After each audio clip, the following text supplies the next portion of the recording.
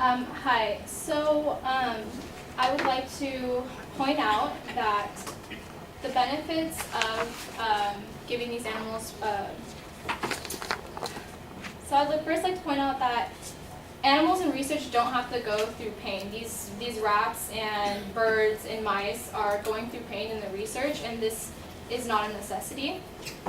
If we were to give these animals care under the Animal Welfare Act, humane standards would have to be maintained at all times. According to the National Anti-Vivisection Society, the Animal Welfare Care Act requires humane standards to be maintained at all times, and the animals be given the appropriate use of pain-killing drugs.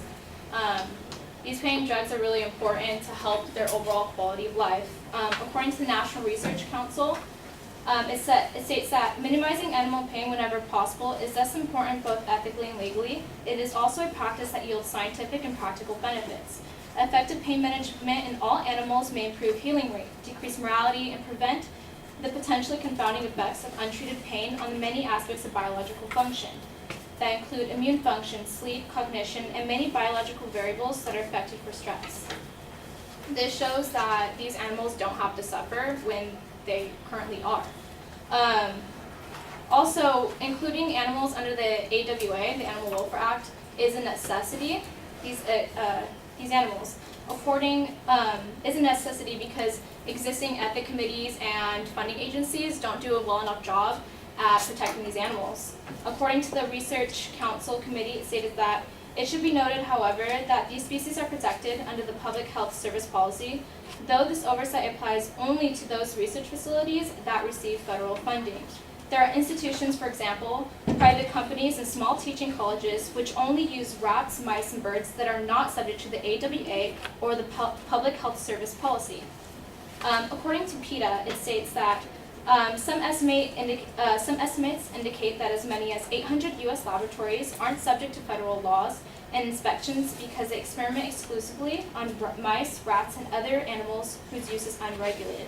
This shows that there is a need and that these animals should be put under the AWA because existing committees and institutions and the federal law do not apply to many of these institutions that research. According to NEVA's, it states that the Animal Welfare Act is the only U.S. federal law that covers animals in research. The Federal Public Health Service Policy on the humane care and use of laboratory animals covers animals in the NIH-funded research through recommended policy only, not requirements. While it has the power to inspect, it relies on self-reporting. This shows that these animals do not have the power of law to back them up and give them protection.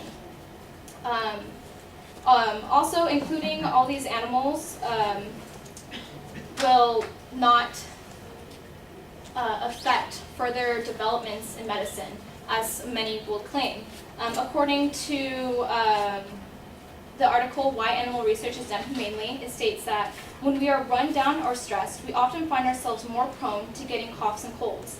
Stress changes us physiologically. It puts pressure on our autonomic nervous system, changing how drugs react inside of us. The same is true of animals. This shows that when they are mistreated and they don't have the protection, it actually affects animal research and their results. And this is exactly what we're fighting for these animals to be put under the AWA for the protection. According to the United States Department of Agriculture, it states that the AWA clarifies what is meant by the humane care by mentioning specifics such as sanitation, housing, and ventilation. This is giving these and providing these to these animals will take away stress that will actually prevent the accuracy of the results in animal testing. Also, I'd like to mention too that our last speaker did not give any evidence to any of his claims, and